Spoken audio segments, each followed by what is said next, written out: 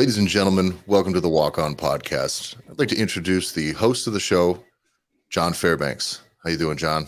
I'm doing good, Tyler. How are you? I'm doing good. John here played for the University of Florida Gators from 2006 to 2010, which conveniently is the era that is covered right now in the number one anything on Netflix, number one documentary, movie, TV series, anything on Netflix right now is the Swamp Kings documentary on Netflix, which John had the pleasure, honor, and privilege, punishment, hard to say, it's a duty, whatever it is, to have participated in those teams for the course of winning 2 national championships, 2 SEC championships, bowl games every year, a wildly successful team full of absolute superstars, madmen, convicted murderers, fighters, probably the most chain snatchingest, car stealingest, gun totingest, robbing, murdering, fighting, dangerous group of incredibly talented football players that's ever been assembled. John was none of those things. I was none of those things. Now, I don't want to diminish your accomplishments, John, but this story that's on Netflix is about all of the superstars, and it's told in the lens of like very much about the football and the football scene in Florida, and then the developing stuff after that. But everything doesn't go as deep as I thought maybe it would, knowing all the scandals that are going on. And John, as a walk-on, still spent all the time there with the perspective of a goddamn normal human being amidst all of this is I think extremely valuable, which is why John has launched this podcast, asked me to come in and help introduce this first conversation here. And it's going to be a weekly conversation covering the first episode of Swamp Kings and some backstories with teammates of yours that have also walked on. So you guys are going to be getting behind the scenes stuff, some of the dirtiest, salacious details, the things that were too hot for TV, too hot for Netflix, or maybe just like a bit too dark to make like a very palatable. Because if this documentary is 4 hours of some of the things that you have told me about, that's you could spend 4 hours on just that and it would be like kind of horrifying. And I think that there is an incredible perspective to be gained on this issue, this story. I think it's incredible having heard John talk about it. And so John will bring on a new teammate every week, someone he's walked on with, other walk-ons there who are going to be sharing stories that they saw firsthand about this, what it's like playing with. John, what's the most common question you ever get asked by anyone after they find out you played for University of Florida? What's the only question you get asked? The very first question after they know that we've played at UF is going to be, what years did you play? Yeah. Okay. Well, I played from 2006, 2010, and then it takes a second and they go, well, that means you played with Tim Tebow, right? Yeah. Yes, I did. And then there's one more follow-up question we usually get now. And depending on where you're at, I talk to some of my teammates and the guys that are in Florida, they don't even get asked the Tebow question anymore because it's like, that's given. And then the very next question is like, well, that means you played with Aaron Hernandez, right? Yeah. Yes, we did. Because Aaron had his documentary on Netflix. Years it was. Been a while. Yeah. And when I came to visit John at his house and we were going over and there was a Florida game on. Matter of fact, it happened to be in the fall. There was a game on TV, and my son at the time was 13 years old, 14 years old. And I said, John used to play for this team. He doesn't watch a ton of college football, but he knows a big game on TV when you see it. And then John comes out and goes, you want to see something cool? And John, throw him up on camera here real quick if you got him here. That is a pile of jewelry right there. That is 2 national championship rings. What else do we got here? So you got two SEC championship rings, you have 2 national rings, and then you have bowl rings that are going to be the Outback Bowl, Orange Bowl, and then the bowls. So the ones that are the big orange and blue, they're the gift, right? One of your bowl gifts that you get. So it ends up being 7 rings over the 5 years that we're there. Yeah. And that's pretty awesome. So for, you see as a person who's a fan of sports, especially to imagine being like a large, like a big time Gators, like just having those rings laying on your nights, by the way, laying underneath your TV in your bedroom. I think that's also kind of funny. There's no you don't have it like in a sweet display case. They're just kind of out. I'm sure they do. Right. I'm sure there's other guys that do. And it's, when I want to buy something that's made of rich mahogany or something, I'm sure I'll put it in there. But right now it is, it just kind of sits there and hangs out. So I'm a person who is I would describe as a very casual sports fan. And I think that is a real benefit when a story like this makes it on Netflix. It becomes it's geared not just towards fanatical sports fans. That's why it's so popular, right? It tells a lot of the behind the scenes and the things that people don't normally understand. It makes it very approachable to a wider demographic. And I think the way that you explain some of these things will do an even better job taking some deeper dives into some of this stuff than we normally see, because it's not from the perspective of how Urban Meyer felt about weeks 2 through 6 or whatever, which is wonderful. But Urban Meyer's got a lot of different perspective, angles, thoughts, and pressures and motivations and incentives to talk about these things than you or I. Well, what was cool that I really liked about the Swamp Kings, having seen all the episodes now, is that I didn't get a lot of that, right? We're just getting the receiving end of whatever Meyer was feeling or going through. You know what I mean? Like, it's because if he comes to us and has a whole bunch of fucking doubt and he's unsure of what's going to happen or what he's unsure of himself, that you lose the asylum. Yeah. So it was nothing but just fierce tenacity and anger and push and so hearing him have so much crippling doubt, we'll share it in closer to episodes 3 and 4 as we do the companion episodes for Swamp Kings. But there were things that we saw as players now, as redshirt juniors and redshirt seniors, that we saw happening to Meyer, that when the whole world gets shocked that he steps away, we're like, oh, that makes total sense. Because there's so many things we saw that it's been interesting to get all those different perspectives. Even just watching it, like you said, it's like, well, this is going to be, you're not going to get to the average person now hears Meyer say it, but Meyer is going to be, for better or for worse, whether you agree or not agree with him as a human, he's got to be like top 5 of like the most hated coaches. I've actually did some research into that session, most hated college football coaches of all time. And he's somewhere ranked like in number 3 in some polls, number 5, some spot had him around 8. But definitely it's like, usually it's actually like top 3 in the last 30 years. I kind of saw pretty, but like, you get into from everything from his personality to bouncing kind of around and leaving places in disarray and going to another place, but that's the nature of college and of college sports. And I also think that a lot of the underhanded, unethical recruitment tactics and the way you treat players, really trying to cover things up for them and stuff like that, you have to do that in that era because 1, everyone else is doing it, and 2, you can't pay the players up front and center like you can now.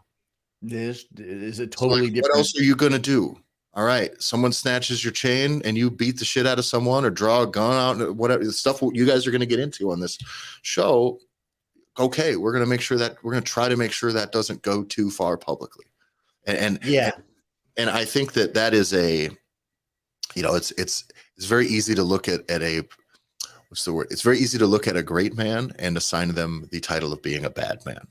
Because it's absolutely. But when you hear Urban Meyer tell these stories, just know that you and I know, but you can't relate to Urban Meyer.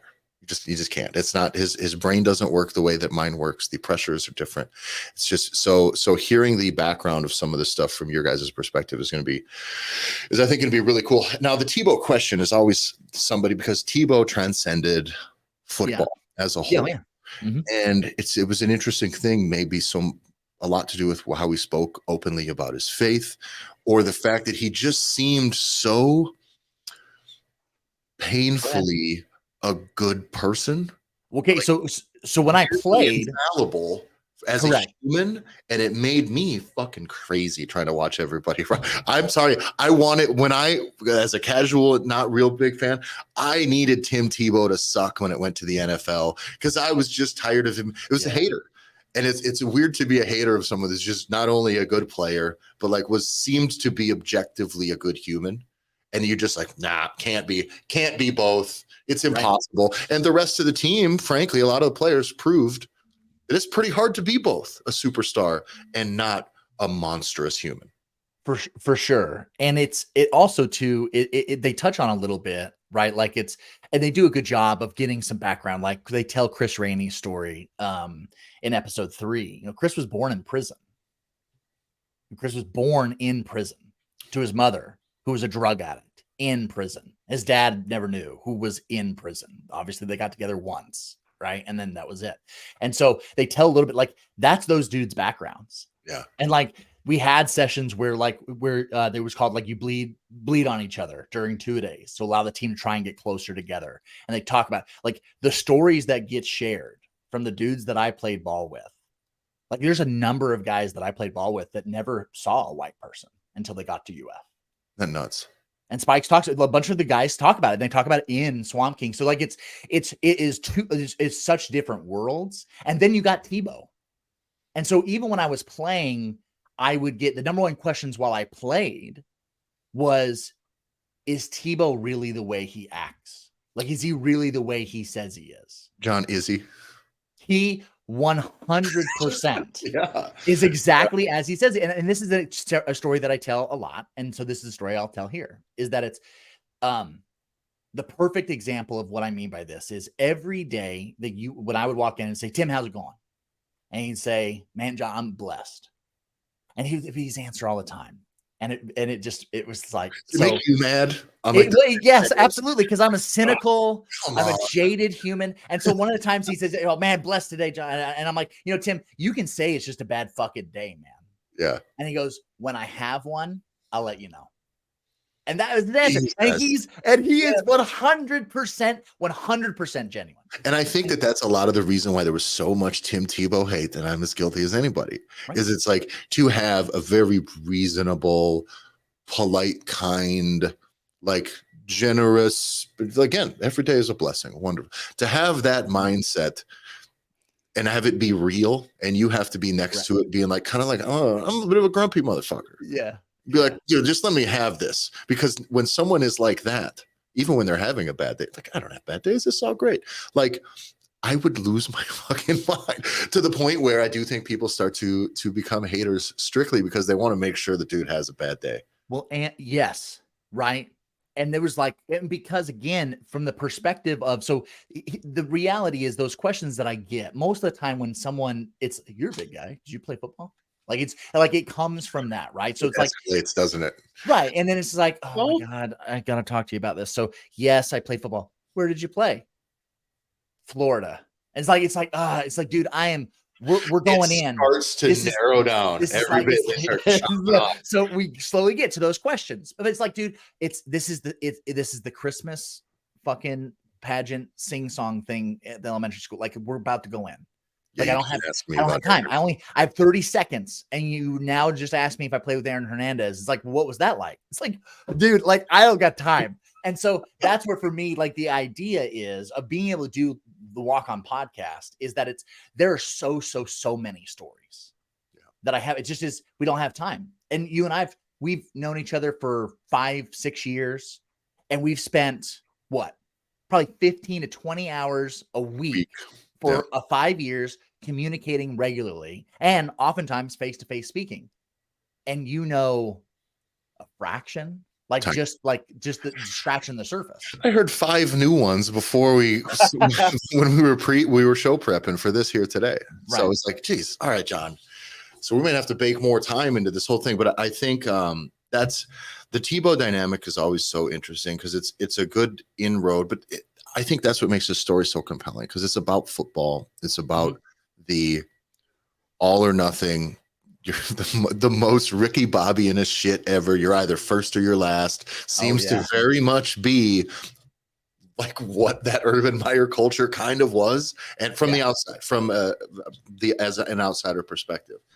And in the middle of that, you have like an objectively good, kind, caring person who seems to just really have a good head on your shoulders.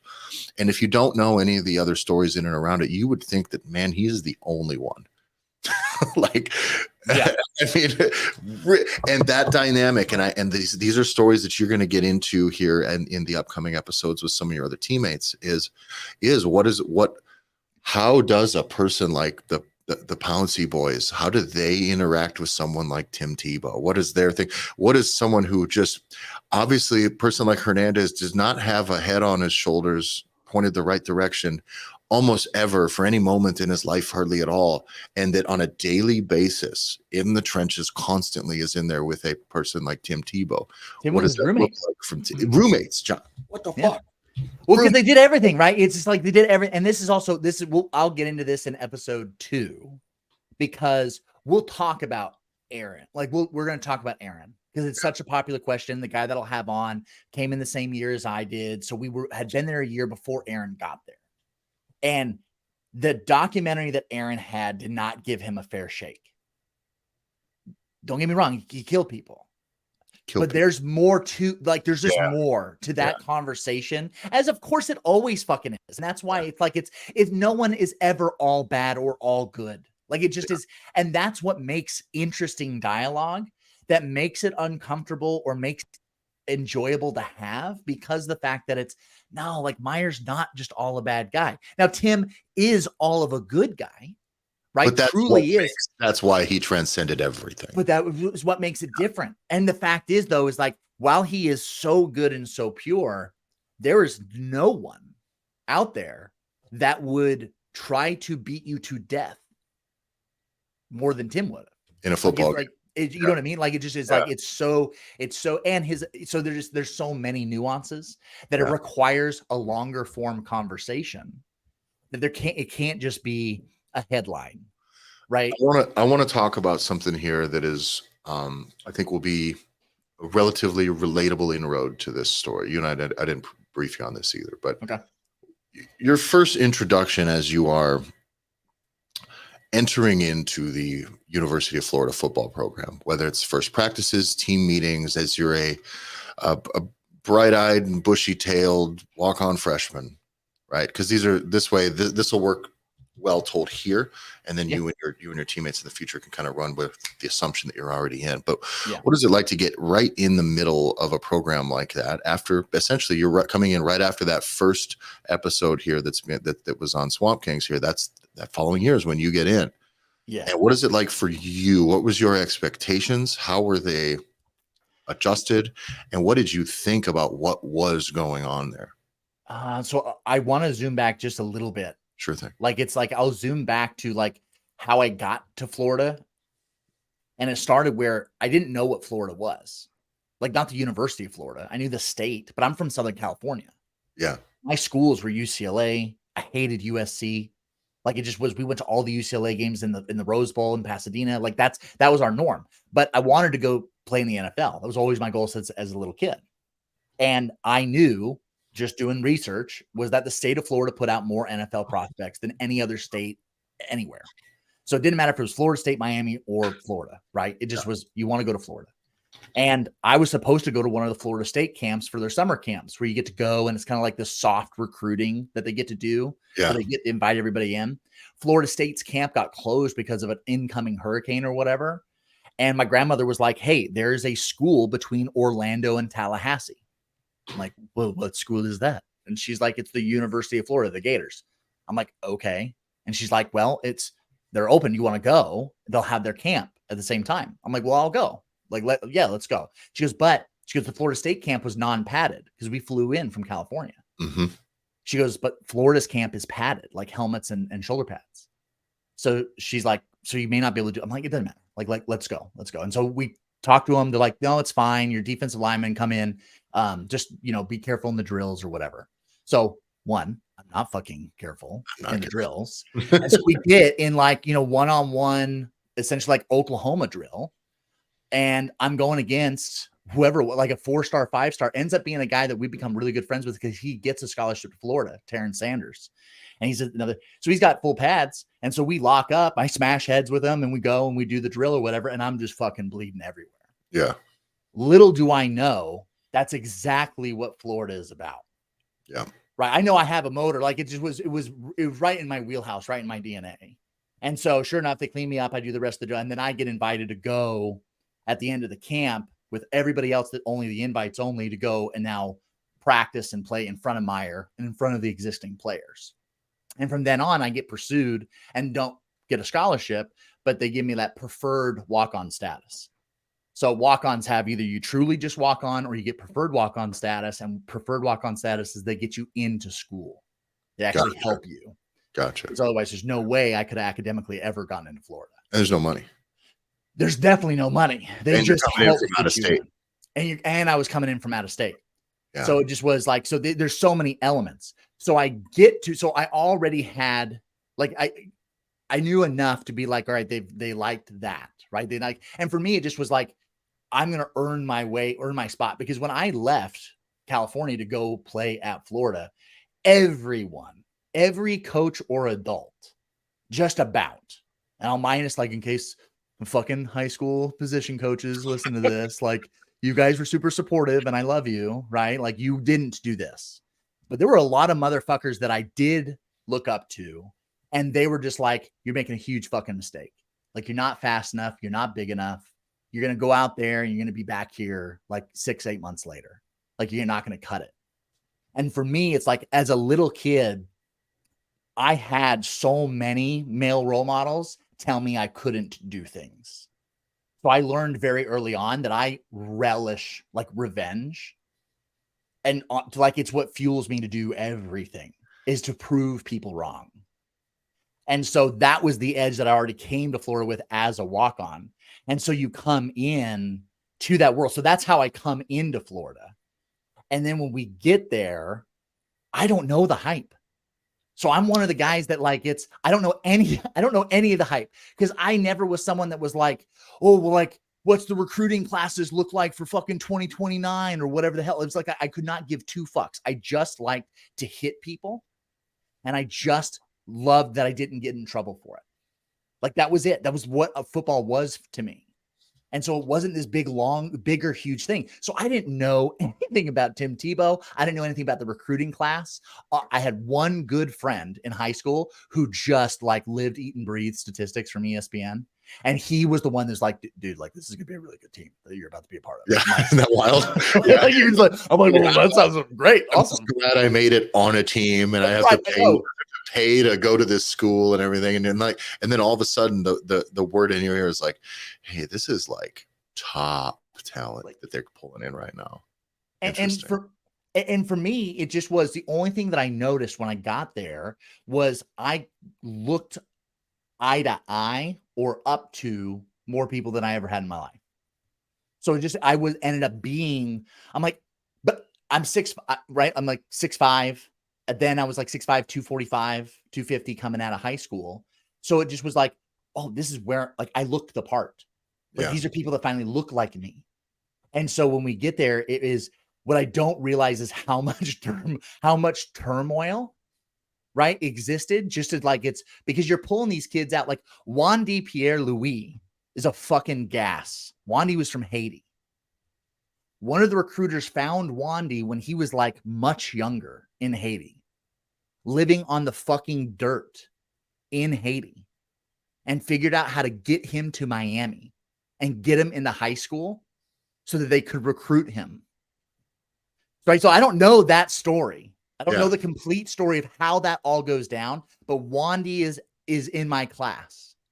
Wandy learned how to be able to speak English from listening to rap music. Oh boy.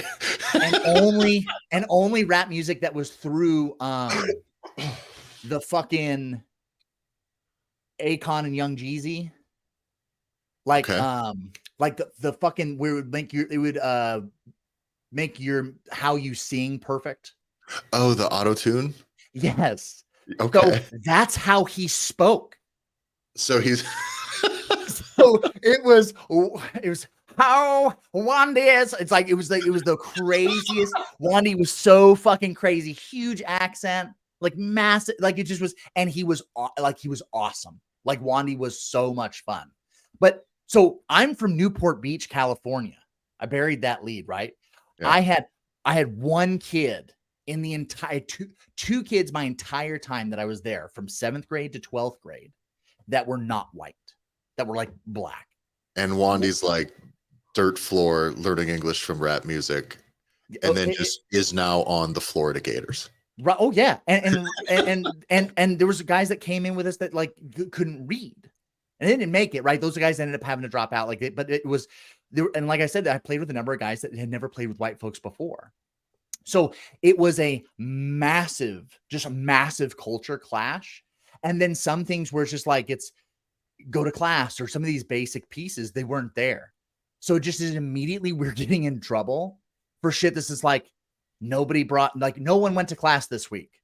So now you guys are going to run inside of a stairwell from the bottom of the stadium to the top of the stadium. So it had to have been like 20 flights of stairs or something like that.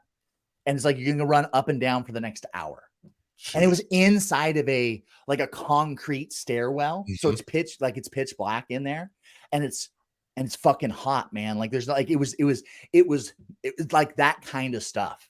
Because you got to remember, there were guys that made it, and the guys that made it and played the whole time, those are the ones that like got with the program, which means we had 10% of our class that came in that didn't make it. We're unwilling to go with it. So it was madness. And that, but in 06, we had really strong leaders, like guys that were just like Joe Cohen. Joe Cohen was a defensive lineman that came in. He got recruited originally by Florida, but back in like 02, 03. So he was like, senior by the time I'm there. And he got brought in as a fullback. So he was like 6'2", 240 as a fullback, like just fucking monster. Yeah. And they call it like Mighty Joe Young. Like Joe is like fucking wouldn't wear any shirts underneath his pads. It was just his pads looked like a child. Like, did you ever play the game NFL Street?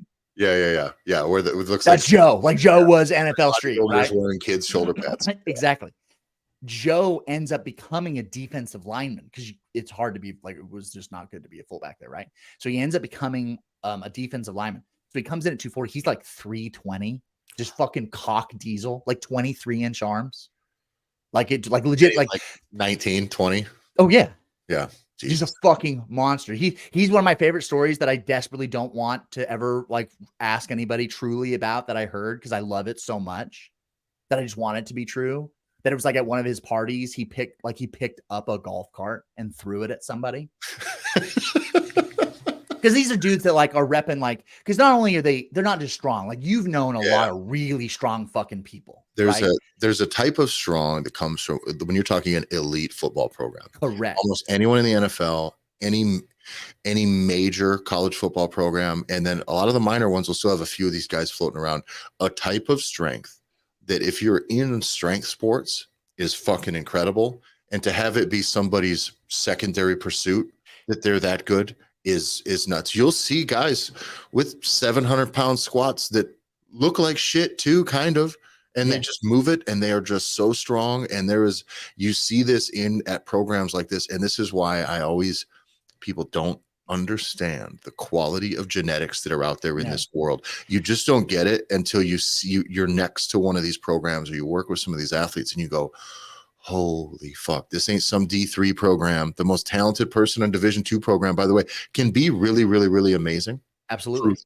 But my God, they are overflowing with guys that can squat 650 pounds, 700 pounds at a Division I program like this. And we never maxed out, right? And I'm going to talk about this later on in the episodes. There's some things that shockingly never gets addressed in the Swamp Kings that are things that they allude to so many pieces during where it's like, well, and we did this and we did this and we did this. And it's like, yeah. And the fucking unintended consequences was over here.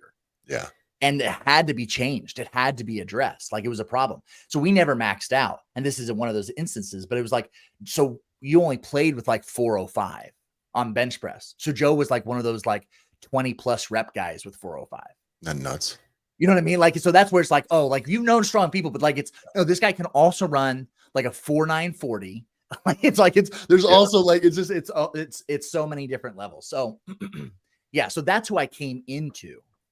And so as a walk-on, and there will probably be similar carryover, but like to your question, which is of like what it's like when I'm first getting there, I wasn't told that I was God's green, like the gift, like whatever, right? I wasn't told that I was the best.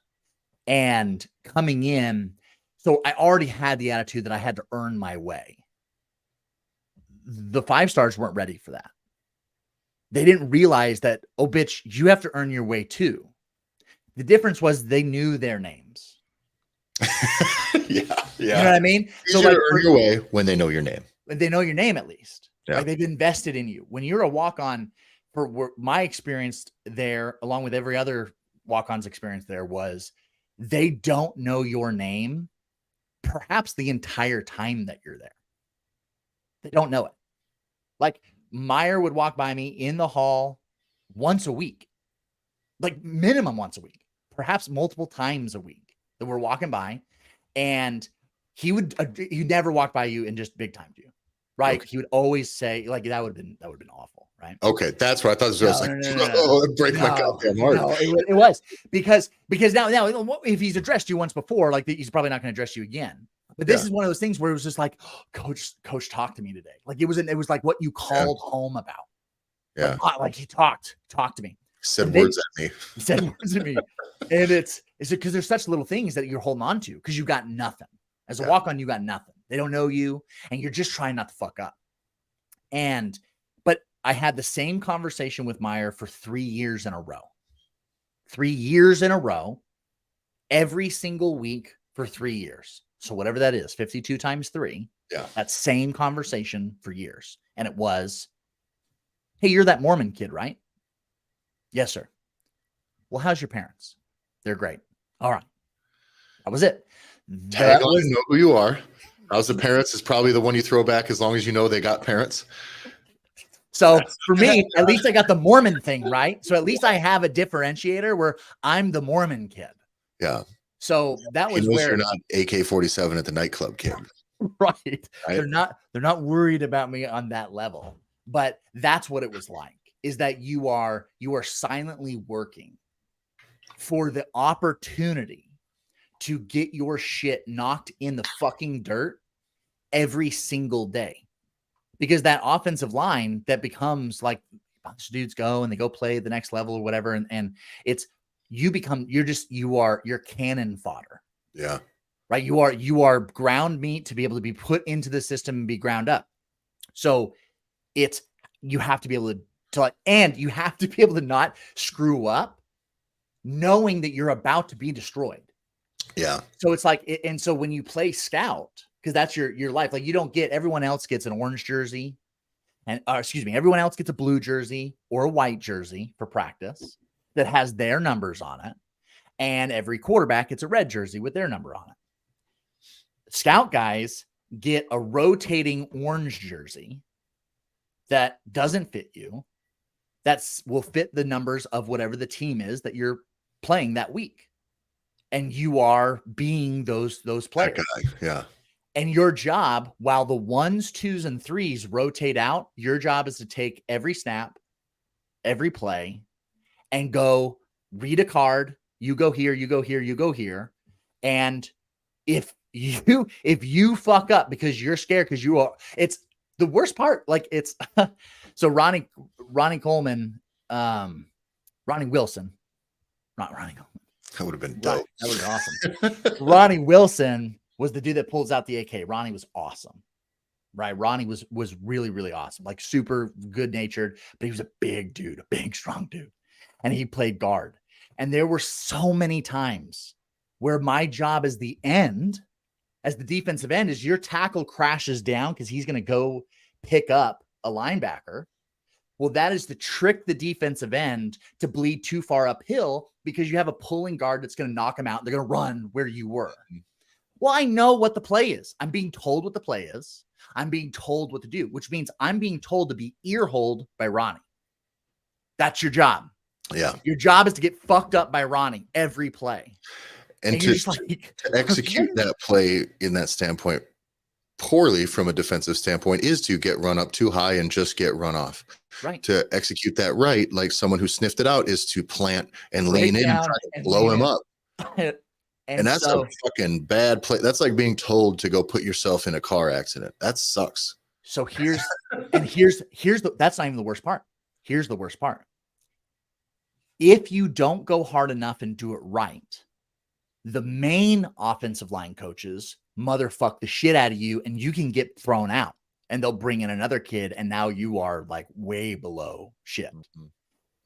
Or the poor GA, like the general assistant that's living at the fucking stadium and gets no sleep, and he gets yelled at by all the coaches because he's just trying to earn his way and get his master's paid for so he can eventually become a coach. He ends up getting motherfucked by somebody, and now he gives it to you way worse than you ever got from anyone else. That's not the worst part. That's one bad part, right? That if you don't go hard enough. But if you go too hard, you're known as a scout team hero, and it makes the guys you're hitting, the starters, really mad at you.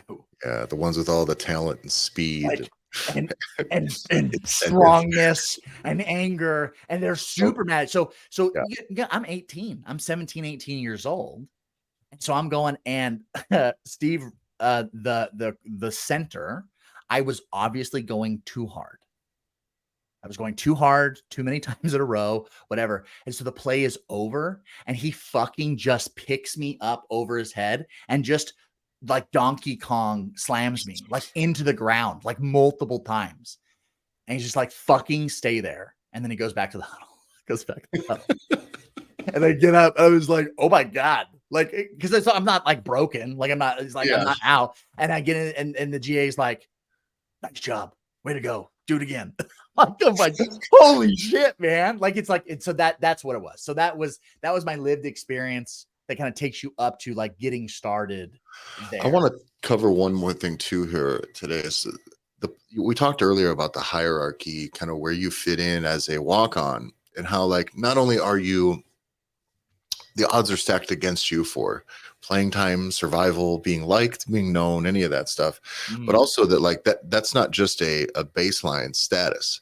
That also that like the coaches, it's a problem for the team and their recruiting and all of it if you are frankly better than someone that they recruited. Yeah. They're like you rank below that to the point where you doing well proves their recruiters wrong, proves the team system wrong, and that they want themselves to be right, so that it is like they almost defend that hierarchy quite a bit. They're like, no, you don't even get to be good. We're going to make sure of this, because like from professional sports, I was talking to a guy the other day who did a lot of work on the strength and conditioning for the Chicago Bears. Oh, sure. It's the same thing. He said, man, if you're really, really good, but you're like a practice squad guy, and let's say they got some guy who like they're paying $7-8 million, and it's just he's struggling. Well, guess what? Everything turns into the sunk cost fallacy, which is we spent a lot of money on this mistake. We're gonna do everything we can to try to turn this thing around. Correct. Even though in the moment, maybe this schmuck getting paid nothing, or in your case, like just walking on, maybe there's a pathway, maybe he needs an opportunity. It's like, no, we can't give you that opportunity because it makes our whole system, our administration, our, and everything that we're trying to do from a selection standpoint, the people with the big jobs making the big decisions, you make them look bad when you succeed from underneath like that. It's very real. And so that story on the professional level is identical in my experience on the college level. It means that, just like you said, it was a recruiting mistake. And in one of the episodes, right, Ahmad Black shares a story in Swamp Kings where Meyer tells the media that he was a recruiting mistake. Like, Ahmad played in the league. And tells the media when Ahmad's brand new, like 17, 18 years old, tells him he's a recruiting mistake. That phrase got thrown around a lot. The young guys, when they came on, you're just a fucking recruiting mistake. And they would embarrass guys. So when you came in, I got known to have a motor. Like I had a motor for being one of the young guys. And so I would go against other scholars. Like it was, so we did a thing where circle it up, 3 whistles would circle it up. And it was dick measuring time. And it was everyone gets around, the whole fucking team gets around, and they would call out 2 guys' names. You'd get in the ring and they blow the whistle, and your job was to fucking dominate the guy in front of you. Like full force go. Like it was maybe 5-yard separation, nothing too crazy. The only time they ever did anything insane was with 2 of the most prehistoric motherfuckers on the team. And I would tell this to their faces, and they were amazing. And this was 2 walk-ons, and they were DeVoe and Blackett. And they were fucking madmen. I'm talking cock diesel, little fucking like prehistoric looking motherfuckers. And Size? they were, I'm talking below 6 foot. Okay. Like about 5'9", probably just 210 pounds of like solid muscle. I'm talking solid muscle. And they were great, and they were awesome. They were great guys, and they'd been there a long time, and they'd earned their way, man. They had starting positions on special team stuff. Like, they were well respected. They hit so fucking hard. Everyone loved to see the two of them go after each other. So they would separate them by like 20 yards and let them just fucking go. Like, at that point, absolutely right. Oh, it's all was. This was cockfighting. This is dog fighting with players, right? Yeah. But it was a great way for you to earn. So when you were a freshman, when you came in, you everyone wears the same orange helmet. Well, if you're a freshman, you have a black stripe on your helmet, like a black piece of electrical tape that goes on that identifies that you have not earned your way to truly be on the team yet, to like get your stickers put on. Yeah. And so you had to do something noteworthy. And so this was oftentimes an opportunity for those young freshmen to come in and flex and get in there and dominate. And sometimes they could get your stripe off your helmet. That's how I got mine off my helmet. I got mine off my helmet of doing well in the circle, and then also just going way too hard on the scouts. Right. That's how I got mine off. But I would get called in to go against guys that they thought were recruiting mistakes that were offensive linemen or defensive linemen.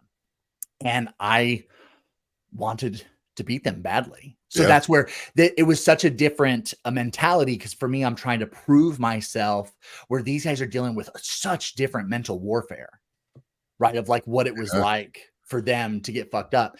But it was as a walk-on, you don't get a chance. So you don't get the opportunity, just like you said, because these guys are going to be already 3 layers deep.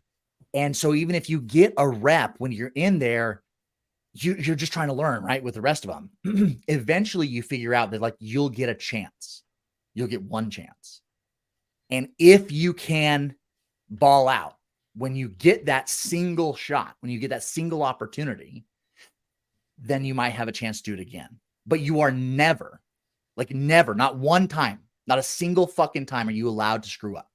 Yeah. Because if you screw up, that's all they need to kick you out and bring somebody back in, because they're going to give that guy that's been fucking up in front of you as many chances as they need, because they've already paid for him. Yeah. So I got my first chance at being able to start at a position because the dude that was in front of me got hurt. So Spike says a real thing, man. And it was so real in one of the episodes of Swamp Kings, where Siler is the main linebacker, right? And Spike's just waiting. He's like, why am I not starting? All these things. And he goes, dude, I'm on your back. And trust me, if you get hurt, I'm going to go in and you'll never get your fucking spot back. Yeah. And so that emotion is so real. While they are your brothers and you spend a lot of time with these guys and they are your friends and everything like that. But it's like, when you're not a starter, it's like, dude, I want your fucking job. Like, I want your fucking job bad, because there's an element, we'll talk about these in the future episodes, but you don't get to go with the team to do the fun team stuff. So you get to get your dick knocked in the dirt all week at practice.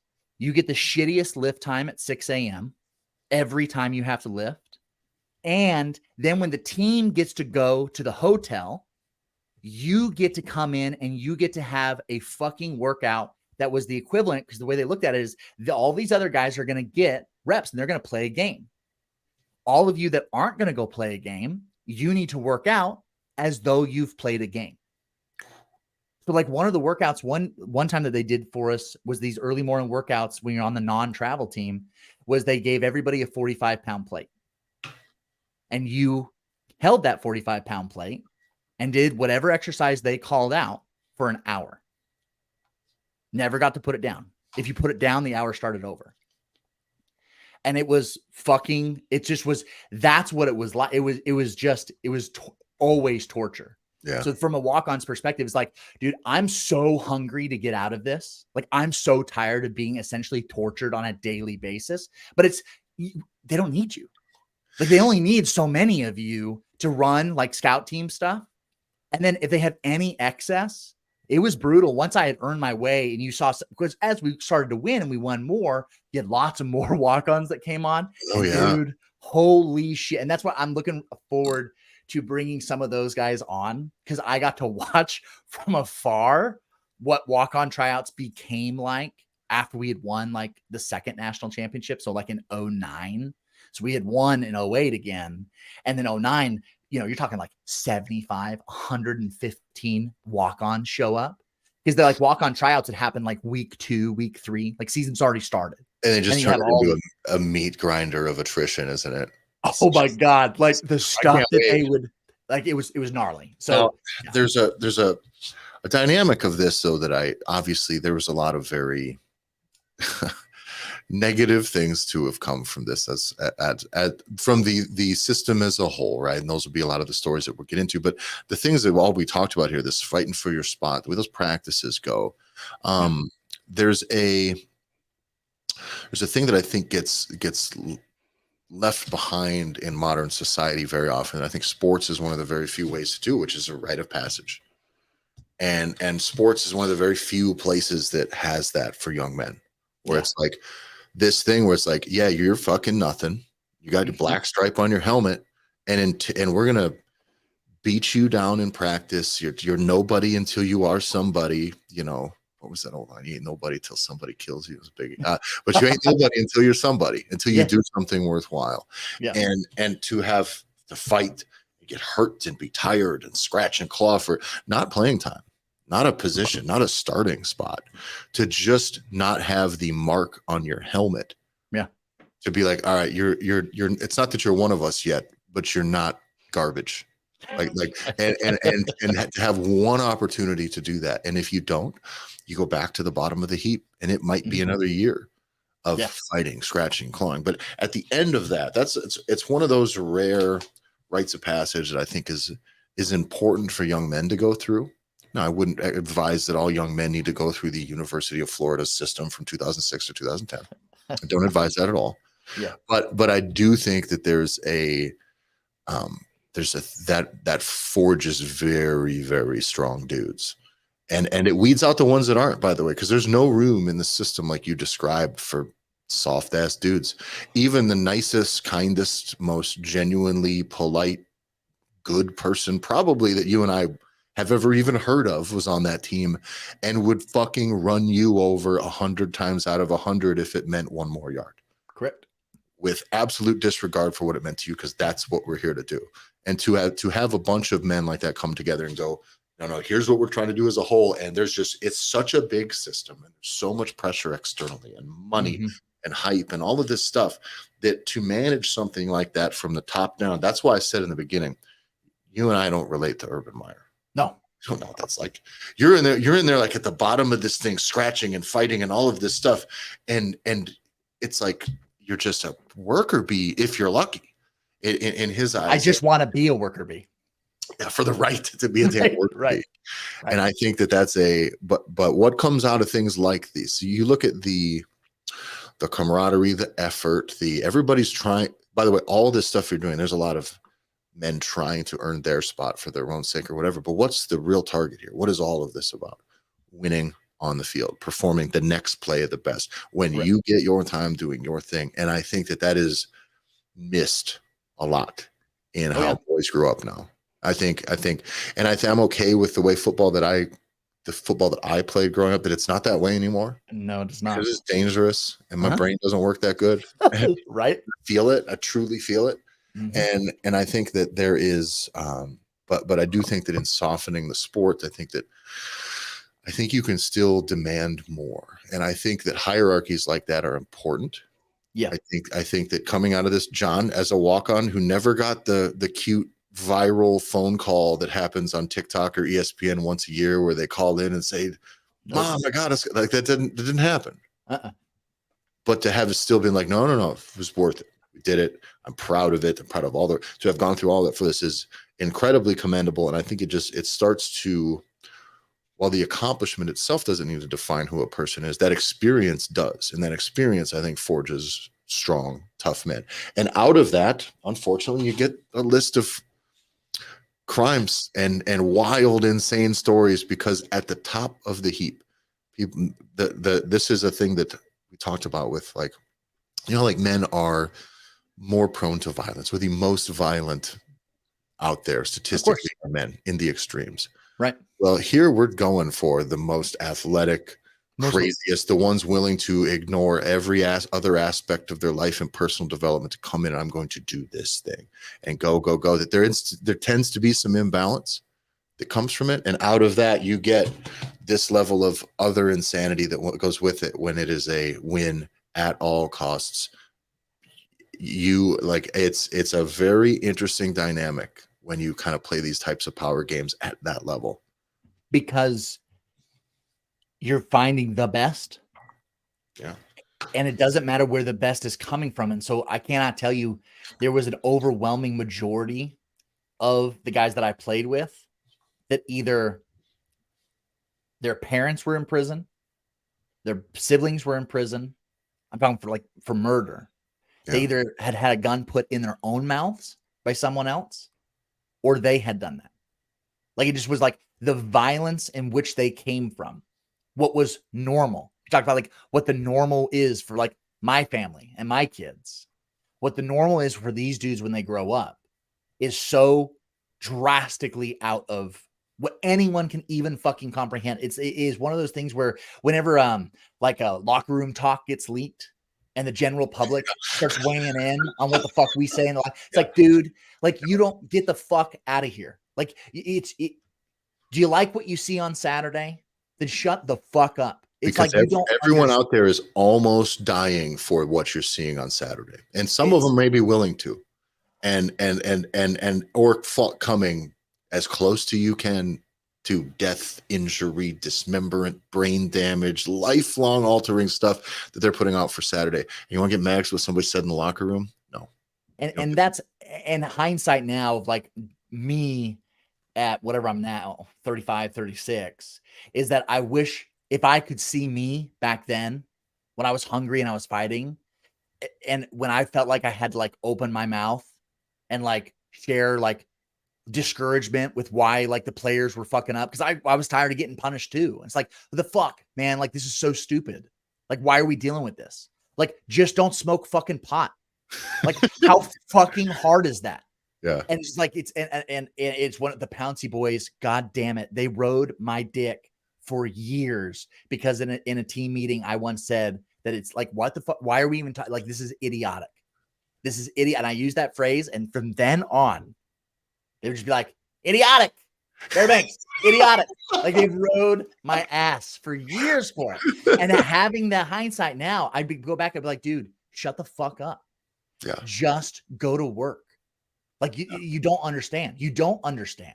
So shut the fuck up. Just get to work. And that's very much for me is like, that's the element of that level of greatness sometimes has to unwind with violence and drugs and insanity. And there's one piece that I would love to see guys that like played, like that were the ballers that can go back and start, because like those dudes needed more support. Like, those guys needed more help because the system took advantage of them. Meyer was always honest with us. This will never be part of the conversation with a walk-on because that's what we'll do from now on. But it's like, he always talked. He goes, we will get our pound of flesh out of you. It's like, just understand, know that we will get every last drop out of you. And you can't afford to be one of those 40-year-old guys putting his hand on his head, pumping his gas, and wondering how the fuck he's going to pay for it. He's like, you are not allowed to be that guy. He goes, because we're going to give you every opportunity to also take advantage. Like, take advantage of us while we're here, because we're going to get ours. He's like, don't you make any mistake. So it just was like, he spoke to us so frankly and so real. And that's where Seiler talks about. It's like, it's when Meyer in 05 comes out and goes, I'm going to treat my superstars like superstars. I'm going to treat my shit like shit. And Seiler's like, that was so profound because every coach does that. You're coaching and nobody fucking says it. So we were in on it. Like, we were in on the deal. And so that is where it's just like, but they needed more help. Those dudes they were just truly taken advantage of. Just like my wife's like, if you had so many guys that were this good, And they were from such dangerous places. Couldn't you apply some mentorship to there with all right? the Like people that are coming out of your program into the NFL? By the way, so what is the one thing that these guys are all going to respect?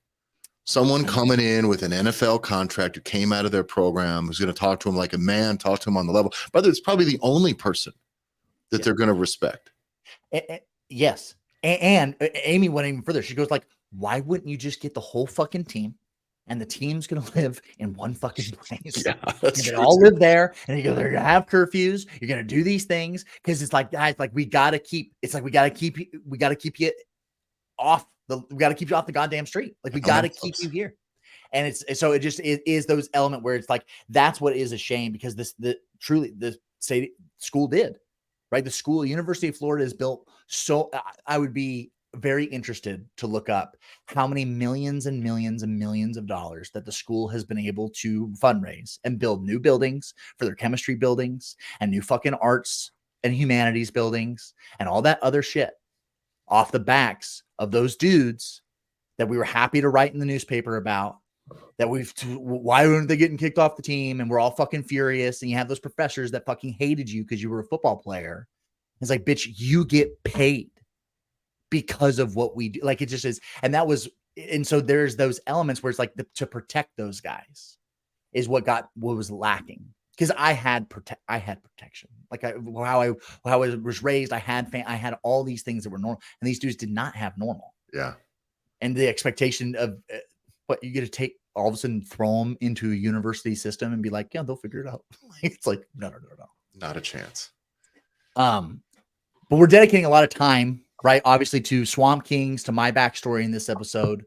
And the next upcoming episodes are going to be companion episodes that are going to go with episodes 1, 2, 3, and 4 of Swamp Kings. These will be this next 4 episodes. John and I kind of talked about. It's one of my favorite pieces of podcast content that I've ever come across was the HBO miniseries Chernobyl, and they released like a companion episode, not like bonus features where you got to watch it along with it, but like you watch this episode 1, and then you come in and you listen to an hour and a half of them talking the behind the scenes, some of the real story, the history, some of the shooting, what is it like making the show. And I think that format here. So if you're listening to this, watching this, go make sure you subscribe, and you're going to go through and you just watch episode 1 of Swamp Kings. If you've already seen it, great. Then you go right now, and then you go right to the next episode of the Walk On podcast. And so each one, you'll be a companion. You watch the episode first, and then there will be kind of a companion episode with John going through to telling stories from that episode with his notes, with people that were on that team. Walk On, so you're getting a real underneath perspective that's not tainted by millions of dollars and lots of hype and PR or anything like this. You're going to get the real shit from real people who were there, who had a very different angle than what you're going to get from anybody else. So I think it's going to be fantastic. And what I would love to do once we get through that final episode of the Swamp Kings companion episodes is that I would love to continue this podcast forward, sharing the stories of walk-ons, like across the board. Yeah. Guys that put in that work, that live that walk-on life in college, right? Playing for major college teams. Doesn't matter the sport, because there's a lived experience that a walk-on has that is unique, right? College athletes already have a unique experience together. And my current favorite podcast format, by the way, is the Athletes Podcast. Have you seen some of those clips that go around from? Oh yeah, NFL players, NBA players are my favorite, by the way. Yeah. There's nothing I love more than watching Iman Shumpert narrate stories about Kobe or Kevin Garnett. So they're fantastic. Sure. But know that you and I don't have any fucking idea what Kevin Garnett's like for perspective is from. Right. But if there's some guy that just ended up being around that program, those stories are very interesting. And that's kind of why I think that this format and this show that you're going to be running with John is going to be really successful and give you an opportunity to present a lot of really cool stories. So if you're interested or know somebody, yes, make sure you, John, do we even set up accounts and stuff? Do we have an email for this thing yet that people can reach out to? Or let's just have people contact you on Instagram first. So reach out to me on Instagram. I do have an email that's set up, but this is all kind of new and we're getting it launched and rolling. So just, you can find me on Instagram at jbanksfl, right? FL is in Florida. Just shoot me a DM because I would love to be able to start getting names of people that I want to be able to go talk to. I have my own ideas already of who I want to go, but I want it to be, an eclectic group of sports and athletes because I love the stories. I want to share these stories. Awesome. Well, thanks for listening to the Walk On podcast. I'll be signing off here. It's going to be John from here on out. John, thanks for having me on to narrate and kind of help us run through this first episode. I'm really looking forward to seeing where this goes from here. I really do appreciate it, Tyler. Thanks for listening, everybody. Follow John, remember, on Instagram at jbanksfl. You can find me at Tyler F. and Stone. That's Tyler EFF I and Stone. Thanks for listening.